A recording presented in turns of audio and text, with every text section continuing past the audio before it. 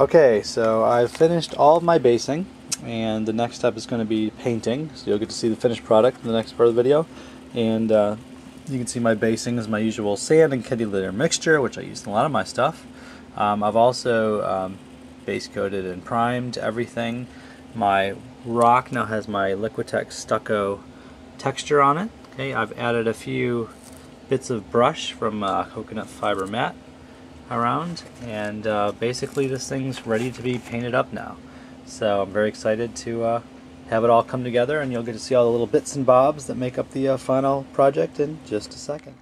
Okay, so here we see the finished product, the Cygnarian Shooting Gallery, or firing range, and I've got everything painted and flocked. Here's my long gunners in the firing stalls. I don't know, these are little notices, like some rules of the range, so to speak, these little pieces of parchment. That's the idea. The sign across the top here is probably a little bright in the video, but it says "One shot could save the kingdom" in Cygnarian, which is pretty cool. There's an angle it might show up a little better from. Alright, then I've got the shooting shack, the target shack as I call it. Little details for the steam engine stuff on the side. Alright, and then the chain, the revolving chain that goes into the shack with the paper targets, and these were used by permission. These images I got off DeviantArt, the Iron Fang Pikeman and the Helljack, and actually below at the bottom of the screen right now in subtitles you can see I'm listing who is responsible for that artwork, because I promised them a shout out, so there you go.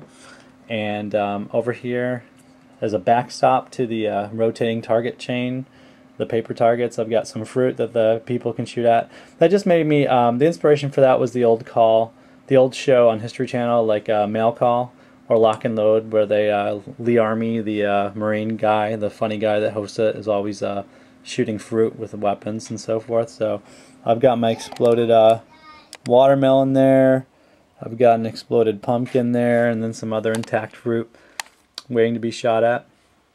And that's basically it. This piece actually detaches. The idea of this is, I didn't like the idea that my guys were kind of shooting in the general direction, although they'd have to be a pretty bad shot, shooting in the general direction of the boiler over here for the steam engine. So I just came up with the idea of this shield. I don't know if I'm going to permanently affix it or not, but it's just kind of a shield to protect it. Right, for now that's removable. I'm going to make a decision on if I want to make that permanent or not down the line. Here's just the entry to the target shack.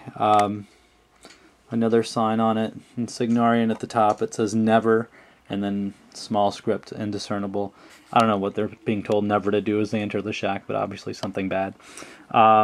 Somebody just delivered a fruit, maybe a local villager, for target practice.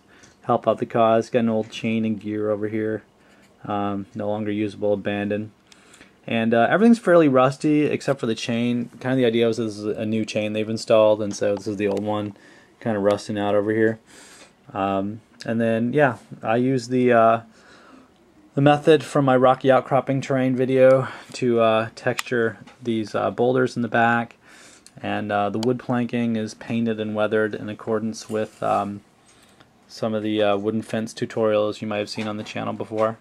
But that's basically it for now, and I hope you like my Cygnarian firing range, and these guys are going to get their practice in, because remember, one shot could save the kingdom. So this is Garrison for Iron Kingdoms at War signing off. Happy wargaming, everybody.